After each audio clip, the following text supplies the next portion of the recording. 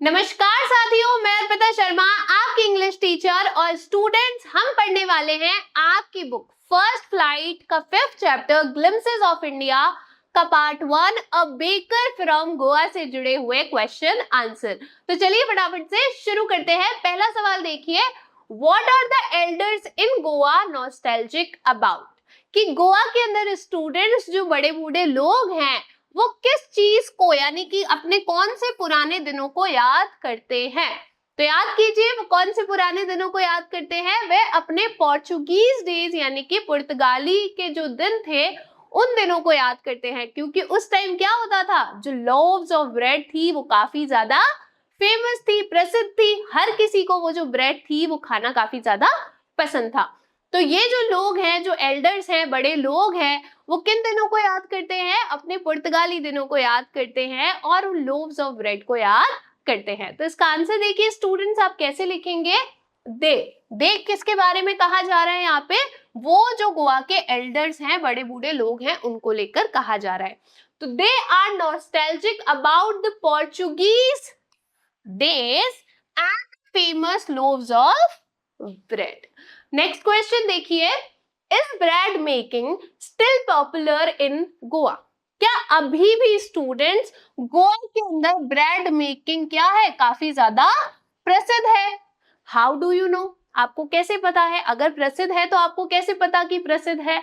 तो हमें कैसे पता है स्टूडेंट? सबसे पहले तो क्या प्रसिद्ध है, तो बिल्कुल अभी भी पॉपुलर है। और हमें ये कैसे पता है? क्योंकि आज भी कई जगहों पर क्या होता है गोवा के अंदर, वो जो थर्ड एंड जिंगलिंग साउंड है उनके बैम्बूज की, हमने पढ़ा था ना कैसी आवाज करते थे वो, ठोकते हुए आते थे अपने बैम्बू को, अपने बांस की लकड़ी को, और उसके ऊपर क्या होती थी, कुछ घंटियां बंधी हुई होती थी। तो वो जो आवाज है वो आज भी गोवा के अंदर कई जगहों पर सुनाई देती है। तो इसका आंसर देखिए स्टूडेंट्स, आप कैसे लिखेंगे? The loaves of bread are still popular in Goa. ये जो loaves of bread है वो आज भी गोवा के अंदर प्रसिद्ध है, पॉपुलर है। The third and jingle of the traditional baker's bamboo can still be heard in some places in the morning. आज भी स्टूडेंट्स वो जो थर्ड और जिंगल की साउंड है, जो क्या थी, प्राचीन जो बैम्बू होते थे उनकी जो साउंड है वो आज भी गोवा के अंदर कई जगहों पर सुबह सुनाई देती है। तो इससे हमें क्या पता चलता है कि ब्रेड मेकिंग जो है वो आज भी गोवा के अंदर क्या है, प्रसिद्ध है। प्रसिद्ध है तभी तो आज भी लोग क्या करते हैं, ब्रेड बनाते हैं। The society still has the mixers, the modelers and the bakers. और आज भी गोवा के अंदर उस सोसाइटी के अंदर क्या है, मिक्सचर्स भी आपको देखने को मिल जाएंगे, मॉडलर्स भी आपको देखने को मिल जाएंगे और बेकर्स भी आपको देखने को मिल जाएंगे। अब फिर से रिवाइज कर लेते हैं। मिक्सर्स कौन होते हैं? जो ब्रेड के लिए आटा गूंथते हैं। मॉडलर्स जो उनको शेप देते हैं, उनको आकार देते हैं। और बेकर्स जो क्या करते हैं, ब्रेड को बेक करते हैं, उसे पकाते हैं। It is still a very important part in the culture and society of Goa.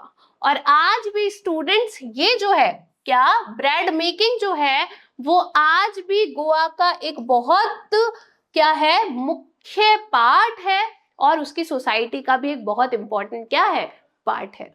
Next question देखेंगे, what is the baker called? Baker को क्या कहा जाता है? तो वेरी सिंपल, बेकर को क्या कहते थे, पैडर कहते थे। तो इसका आंसर देखिए, the baker is called pader in Goa.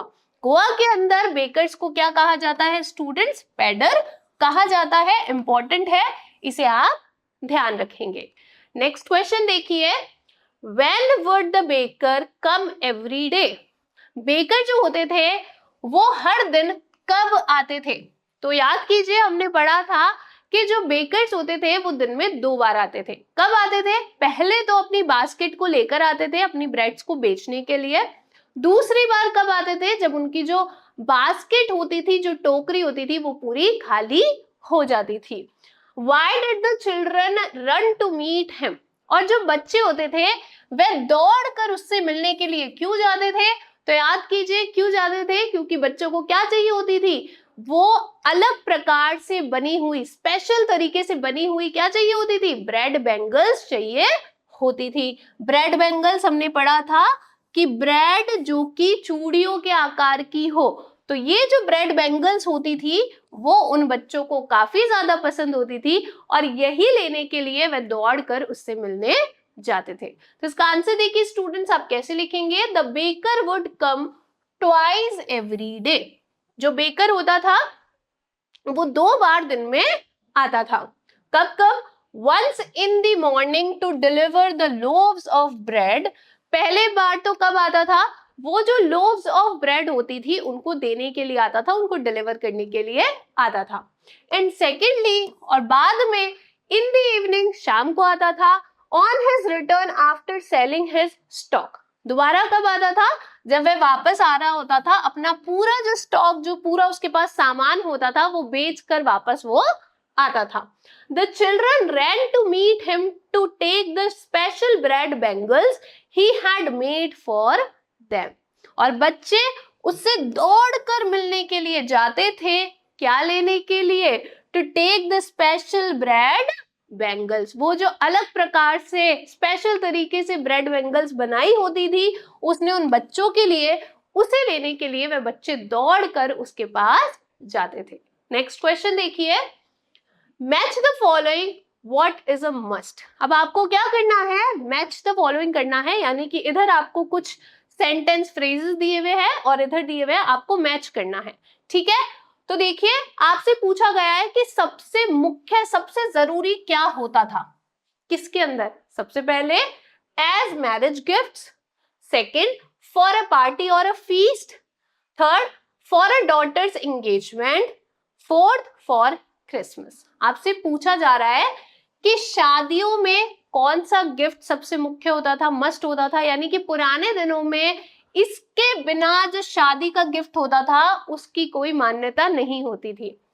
एक पार्टी और फीस्ट, एक दावत के लिए सबसे जरूरी क्या होता था? अपनी बेटी की सगाई के लिए सबसे जरूरी चीज क्या होती थी? और आखिरी में क्रिसमस के लिए सबसे इंपॉर्टेंट क्या होता था? आपके ऑप्शंस हैं केक्स एंड बोली निहास, स्वीट ब्रेड कॉल्ड बोल, ब्रेड और सैंडविचेस। तो देखिए हमने पढ़ा था कि मैरिज गिफ्ट के अंदर स्टूडेंट सबसे ज्यादा जरूरी क्या होता था? वो जो मीठी ब्रेड होती थी जिसे बोल भी कहा जाता था, ये क्या होता था? सबसे ज्यादा जरूरी होता था। उसके बाद में एक पार्टी और एक फीस्ट में, एक दावत में सबसे जरूरी चीज क्या होती थी? यानी कि दावत फीकी होती थी अगर उसके अंदर क्या ना हो? ब्रेड ना हो। उसके बाद में आपको याद हो तो हमने पढ़ा था कि जो लड़की की माँ होती थी उससे अपनी बेटी की सगाई पर क्या बनाने होते थे? सैंडविचेस बनाने होते थे, ये बहुत ज्यादा इंपॉर्टेंट होते थे। और आखिरी में क्रिसमस के दिनों में या फिर और जो फेस्टिवल्स होते थे उनमें केक और बोली निहास क्या होते थे? बहुत ज्यादा इंपॉर्टेंट होते थे। तो देखिए हमने आसानी से क्या किया? इन मैच द फॉलोइंग को कंप्लीट कर लिया। नेक्स्ट क्वेश्चन देखेंगे, what did the baker wear. अब आपको बताना है कि जो बेकर्स होते थे ना गोवा में, वो क्या पहनते थे। तो सबसे पहले तो कब? इन दी पोर्चुगीज डेज, यानी कि जो बेकर होते थे वो पुर्तगाली दिनों में क्या पहनते थे, यानी कि जब पुर्तगाली लोग, पोर्चुगीज लोग जो थे वो गोवा को रूल करते थे, उन दिनों में जो हमारे बेकर्स थे वो क्या पहनते थे? तो याद कीजिए हमने पढ़ा था कि एक क्या होता था? सिंगल पीस होता था, सिंगल पीस फ्रॉक होती थी जो कि कहां तक जाती थी? आपकी नीज तक जाती थी, घुटनों तक जाती थी, जिसे कबाई भी कहा जाता था। तो पुर्तगाली दिनों के अंदर जो बेकर्स थे वो कबाई पहना करते थे। तो इसका आंसर देखिए स्टूडेंट्स, आप कैसे लिखेंगे? In the Portuguese days the bakers wore the kabai. क्या पहनते थे बेकर्स? कबाई पहनते थे। अब कबाई क्या होता था? It was a single piece long frock. ये क्या होता था? एक पूरी एक लॉन्ग फ्रॉक होती थी that reach down to the knees, जो कि घुटनों तक जाती थी। नेक्स्ट देखिए, when the author was young. अब आपसे पूछा जा रहा है, आपने बता दिया कि पोर्चुगीज डेज में तो बेकर क्या पहनते थे। अब जब ऑथर यंग थे, जवान थे, तब बेकर्स क्या पहनते थे? क्योंकि उनका जो ड्रेस था वो बदल गया था। तो जब ऑथर यंग थे, जवान थे, तब बेकर्स क्या पहना करते थे?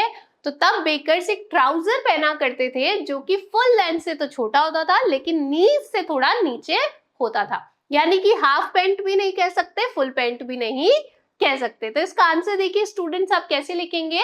When the author was young, जब ऑथर यंग थे, the bakers wore a shirt and trousers. तो बेकर्स क्या पहना करते थे? एक शर्ट और एक ट्राउजर पहना करते थे। These were shorter than full length ones. ये जो होते थे, ये जो ट्राउजर होते थे, ये फुल लेंथ से तो छोटे होते थे, and longer than half pant, और हाफ पैंट से कैसे होते थे? थोड़े से लंबे होते थे, यानी कि घुटनों से थोड़ा नीचे पहुंचते थे।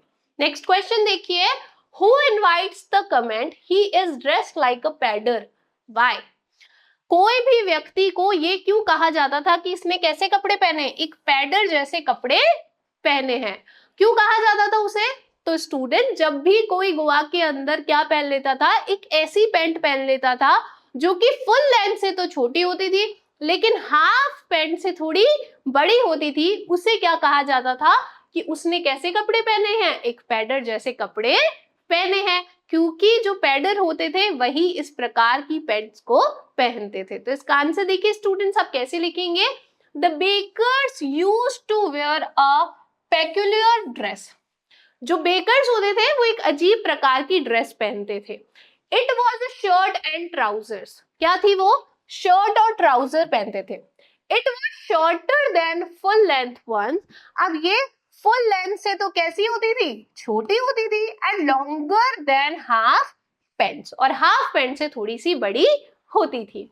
Thus, इसी कारण से if someone is seen wearing that kind of pants, इसीलिए अगर किसी को भी इस प्रकार की पैंट पहने देखा जाता था तो तुरंत ही इनवाइट्स द कमेंट, तो तुरंत ही उस पे कमेंट कर दिया जाता था, उसे कमेंट मिल जाता था। क्या बोला जाता था?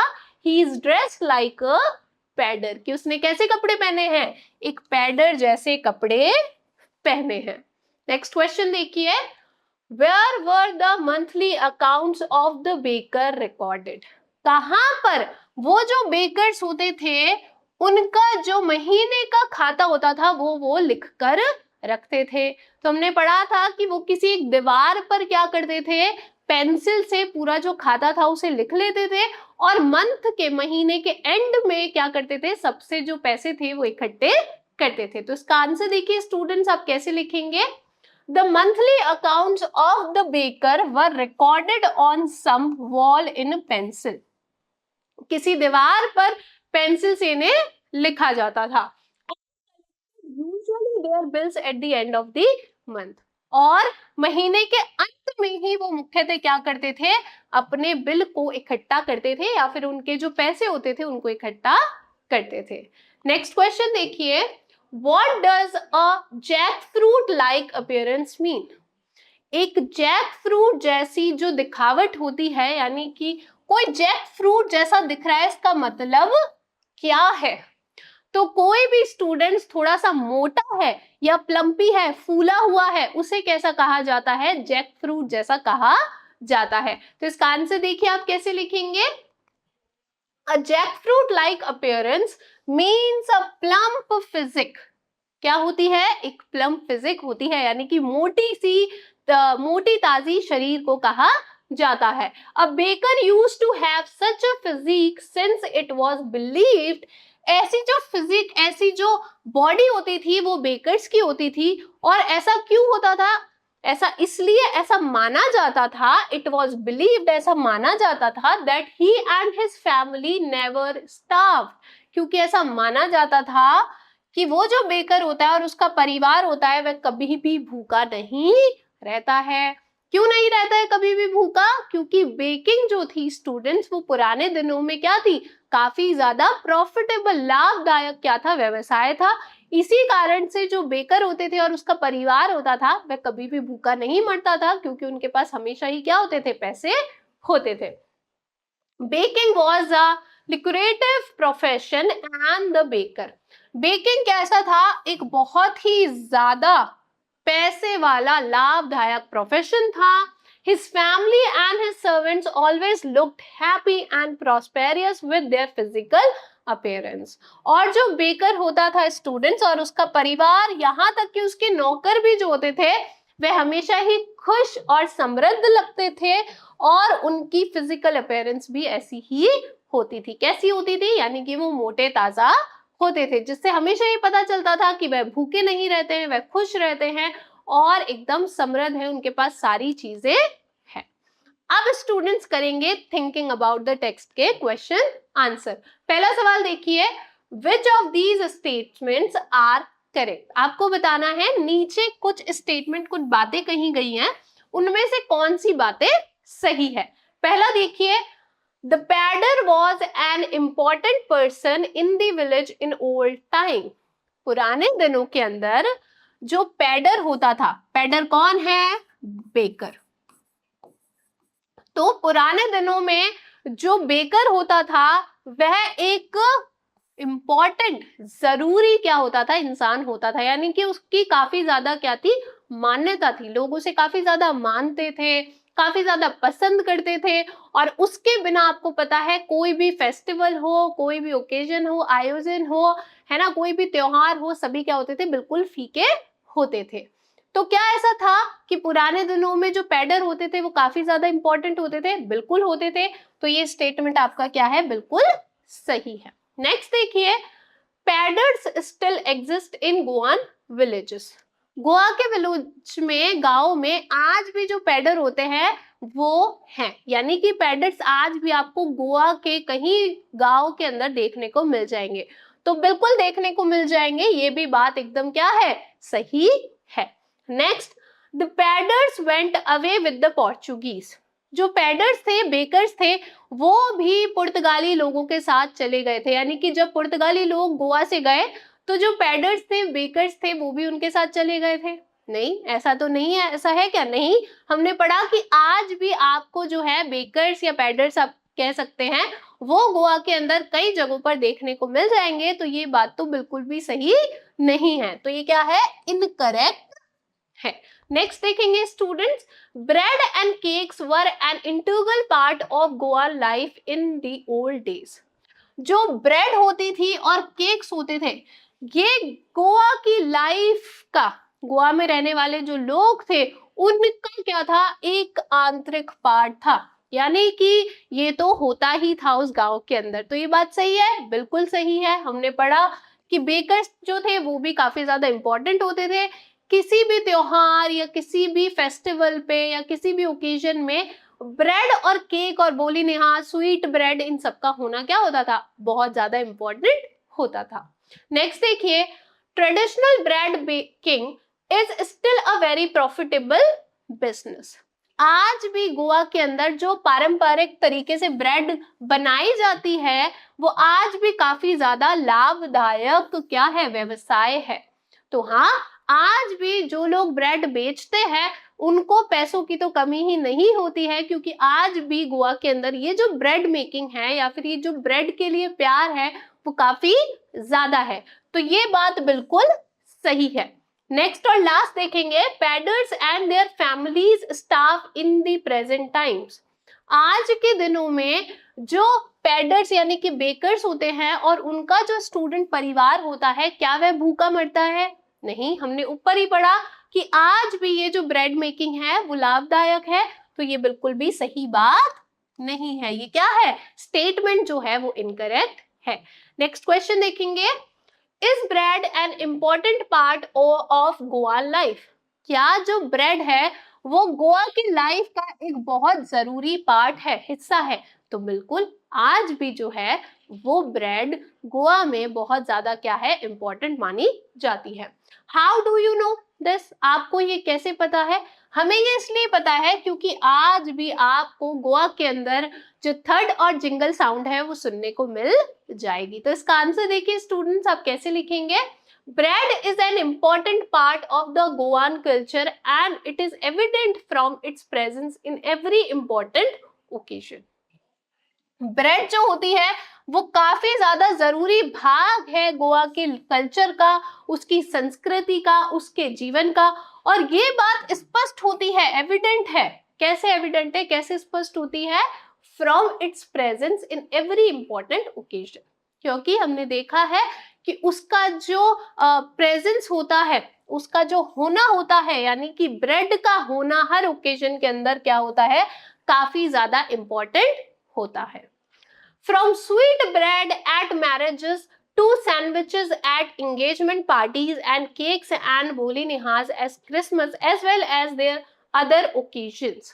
क्या कहा जा रहा है कि चाहे आप स्वीट ब्रेड ले लो जो कि मैरिजेस में काफी ज्यादा इंपॉर्टेंट होती है, या फिर आप सैंडविचेस ले लो जो कि एंगेजमेंट, जो सगाई की जो पार्टीज होती है उसके अंदर काफी ज्यादा इंपॉर्टेंट होती है। इसी तरीके से केक एंड बोली निहास जो है वो क्रिसमस और भी अलग अलग त्योहारों पर, अलग अलग ओकेजन्स पे क्या होते हैं, काफी ज्यादा इंपॉर्टेंट होते हैं। Makes the presence of a baker in every village very essential. ये जो सारी चीजें हैं कि आपने देखा हर ओकेजन, हर फेस्टिवल पे ब्रेड तो बहुत ज्यादा इंपॉर्टेंट होती है, तो ये जो प्रेजेंस है एक बेकर की, इसको हर गांव के अंदर काफी काफी ज्यादा क्या बना देती है, एसेंशियल बना देती है, जरूरी बना देती है। नेक्स्ट और लास्ट क्वेश्चन देखेंगे students, tick the right answer. आपको क्या करना है, सही आंसर पे आपको कुछ ऑप्शंस दिए हुए हैं, उसमें से जो सही आंसर है उस पर टिक करना है। What is the tone of the author when he says the following? अब आपको कुछ स्टेटमेंट्स, कुछ वाक्य दिए गए हैं स्टूडेंट्स, आपको बताना है कि जब ऑथर ये सब कह रहे थे तो उनका टोन कैसा था, यानी कि उनका भाव कैसा था इन वाक्यों को कहते हुए। तो पहला वाक्य देखिए, द थर्ड and the jingle of the traditional bakers bamboo can still be heard in some places. आपके ऑप्शंस हैं, ऑप्शन ए नॉस्टैल्जिक, होपफुल और सैड। देखिए सबसे पहले तो क्या पूछा जा रहा है, उन्होंने जब ये लाइन कही थी ना कि जो थर्ड और जिंगल की साउंड होती है, जो पारंपरिक बेकर्स के बैम्बू की जो साउंड होती है, बांस की जो साउंड होती है, वो आज भी कई जगहों पर सुनाई देती है। तो जब हमारे ऑथर ने ये लाइन कही तो उनका भाव कैसा था, नॉस्टैल्जिक था, यानी कि वे क्या कर रहे थे, पुराने दिनों को याद कर रहे थे, होपफुल थे, आशावादी थे, या दुखी थे, सैड थे। तो देखिए वो क्या कर रहे थे, अपने पुराने दिनों को स्टूडेंट याद कर रहे थे, इसीलिए उनका भाव कैसा था, ना ही तो आशावादी था, ना ही दुखी था, कैसा था, नॉस्टैल्जिक था, यानी कि वो पुराने दिनों को याद कर रहे थे, अच्छे दिनों को याद कर रहे थे। Next, maybe the father is not alive but the son still carries on the family profession। जब हमारे ऑथर ने कहा था कि शायद आप अब जो वो बेकर्स के जो फादर्स है, यानी कि जो बेकिंग करते थे, जो ब्रेड बनाते थे, वो जो फादर्स है वो शायद आज अलाइव ना हो, जीवित ना हो, लेकिन उनके जो बेटे हैं वो आज भी इस व्यवसाय को क्या कर रहे हैं, इस फैमिली के व्यवसाय को, यानी कि परिवार से चलता हुआ आ रहा ये जो व्यवसाय है इसको अभी भी जारी रख रहे हैं। तो जब ऑथर ने ये लाइन कही थी तो उनका भाव कैसा था, नॉस्टैल्जिक था, होपफुल था या सैड था। इसके तीनों अर्थ मैंने आपको बता दिए, फिर से बता देती हूँ। नॉस्टैल्जिक यानी कि जब आप पुराने दिनों को, अच्छे दिनों को याद करते हैं, होपफुल यानी कि जब आप आशावादी होते हैं, और सैड जब आप यानी कि दुखी होते हैं। तो उन्होंने क्या बोला कि शायद आज जो फादर्स हैं वह जीवित ना हो, लेकिन उनके जो बेटे हैं वो इस फैमिली बिजनेस को क्या कर रहे हैं, कैरी कर रहे हैं। तो वो आशा कर रहे हैं कि शायद आज भी जो बच्चे होंगे वो इस फैमिली बिजनेस को, ये जो व्यवसाय है इसको कैरी कर रहे होंगे। तो उनका टोन, उनका भाव कैसा है, होपफुल है, आशावादी है। ठीक है, नेक्स्ट आप यहां से आंसर्स देख सकते हैं। नेक्स्ट देखेंगे, I still recall the typical fragrance of those loaves. जब स्टूडेंट्स, हमारे ऑथर ने कहा था कि आज भी मैं वो जो फ्रेग्रेंस है, यानी कि वो जो खुशबू है उन लोव्स की, उन ब्रेड्स की, उसे आज भी क्या कर सकता हूँ, याद कर सकता हूँ। तो उनका टोन कैसा था, नॉस्टैल्जिक था, होपफुल था या नॉटी था। नॉटी यानी होता है शैतान या बदमाशी वाला। तो देखिए वो क्या कर रहे थे, अपने पुराने दिनों को याद कर रहे थे, वो जो भीनी भीनी बढ़िया बढ़िया खुशबू थी उसको याद कर रहे थे। तो उनका भाव फिर से कैसा था, नॉस्टैल्जिक था। Next, the tiger never brushed his teeth, hot tea could wash and clean up everything so nicely after all. जब ऑथर ने कहा था कि बच्चे क्या सोचते थे कि टाइगर ने भी तो कभी अपने दांतों को ब्रश नहीं किया, और वैसे भी जो गरम गरम चाय होती है वो सब कुछ धो देती है और सारी चीजों को, यानी कि आपके मुंह के अंदर जितनी भी गंदगी होगी उसको बहुत अच्छी तरीके से क्या कर देगी, साफ कर देगी। तो ये कहते हुए जब ऑथर ने ये लाइन कही तो उनका भाव कैसा था? नॉटी था, एंग्री था या फनी था? बदमाशी वाला था, गुस्से वाला था या फिर हास्य था? तो ये लाइन कैसी है? ये एकदम फनी लाइन है। उनका भाव भी कैसा है? फनी है। तो आप यहां से आंसर्स देख सकते हैं, नॉस्टैल्जिक और फनी। नेक्स्ट देखेंगे students, cakes and bolinhas are a must for Christmas as well as other festivals. देखिए, जब उन्होंने कहा था कि केक्स एंड बोली निहाज क्या थे क्रिसमस पे, और साथ ही साथ में अदर जो दूसरे जो त्योहार होते थे उस पे काफी ज्यादा जरूरी होते थे, तो उनका भाव कैसा था? सैड, दुखी था, होपफुल, आशावादी था, या मैटर ऑफ फैक्ट यानी कि क्या था? एकदम वो सच कह रहे थे। मैटर ऑफ फैक्ट यानी कि तथ्य कह रहे थे, सच बात कह रहे थे। तो बिल्कुल सच्ची तो कह रहे थे कि केक्स और बोली निहाज जो होते हैं वो क्रिसमस पे और भी जो त्योहार होते हैं उन पे काफी ज्यादा जरूरी होते थे। तो ये तो एकदम तथ्य है, ये तो एकदम सही बात है। तो उनका भाव कैसा था? मैटर ऑफ फैक्ट वाला था। नेक्स्ट और लास्ट देखेंगे, the baker and his family never starved, they always looked happy and prosperous. कि जो बेकर होते थे और उसका परिवार होता था वह कभी भी भूखा नहीं मरता था, वो हमेशा ही खुश दिखते थे, एंड प्रॉस्पेरस थे यानी कि समृद्ध थे। तो जब उन्होंने ये लाइन कही थी तो उनका भाव कैसा था? मैटर ऑफ फैक्ट था, होपफुल था या सैड था? तो ये बात भी एकदम सच है कि जो बेकर्स होते थे उनका परिवार होता था, उनके पास पैसों की कमी नहीं होती थी, वह कभी भी भूखे नहीं मरते थे और हमेशा खुश और समृद्ध दिखते थे। तो ये भी क्या है? एकदम मैटर ऑफ फैक्ट है, सच बात है, तथ्य है। तो इसका आंसर भी स्टूडेंट्स आप यहाँ से देख सकते हैं। आई होप आपको ये पार्ट अच्छा लगा होगा और अच्छे से समझ में आया होगा। Thank you.